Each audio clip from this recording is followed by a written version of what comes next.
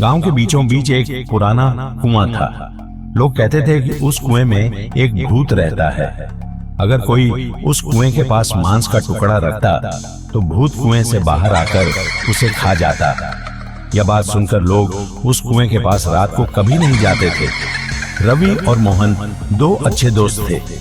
उन्हें भूत प्रेत की कहानियों में बहुत दिलचस्पी थी। एक दिन उन्होंने गांव के बुजुर्गों से इस कुएं की कहानी सुनी। रवि ने कहा, चलो हम भी इस भूत को देखने की कोशिश करते हैं। पहले तो मोहन डर गया, लेकिन बाद में मान गया। रात का समय था, चारों तरफ अंधेरा और सन्नाटा छाया हुआ था। दोनों दोस्त एक बकरे का टुकड़ा लेकर उस कुएं के पास पहुंचे। उन्होंने मांस का टुकड़ा कुएं के किनारे रखा और थोड़ी दूरी पर जाकर छिप गए। दोनों सांसें रोककर देख रहे थे कि क्या होता है। कुछ देर बाद कुएं से अजीब सी आवाज आने लगी। पानी में हलचल होने लगी। दोनों की धड़कन तेज हो गई। तभी अचानक कुएं से एक डरावनी साया बाहर निकली। उसकी आंखें लाल थीं और चेहरा बहुत खौफनाक था।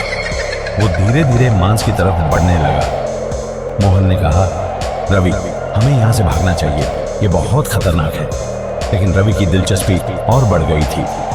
वह मोहन का हाथ पकड़कर कुएं के पास और नजदीक आ गया। जैसे ही उन्होंने कुएं के अंदर झांका, भूत ने उन्हें देख लिया। भूत अचानक कुएं से तेजी से बाहर निकला और उसने रवि का हाथ पकड़ लिया।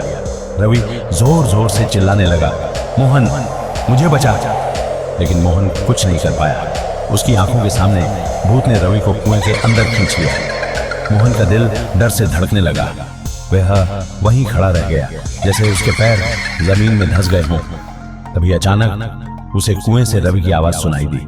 रवि कह रहा था, मोहन, बचाओ।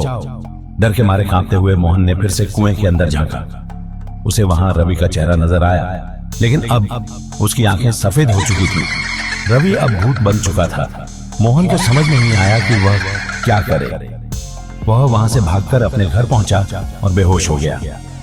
सुबह गांव वालों ने उसे उसके घर के आंगन में बेहोश पाया। जब उसने उन्हें पूरी कहानी सुनाई तो सबके होश उड़ गए, मगर रवि का कोई पता नहीं चला। आज भी गांव के लोग कहते हैं कि अगर कोई उस कुएं के पास रात में मांस रखे तो भूत फिर से बाहर आता है, और अगर कोई उसे देख ले तो भूत उसे भी हमेशा के लिए कुएं में खींच ले जाता है।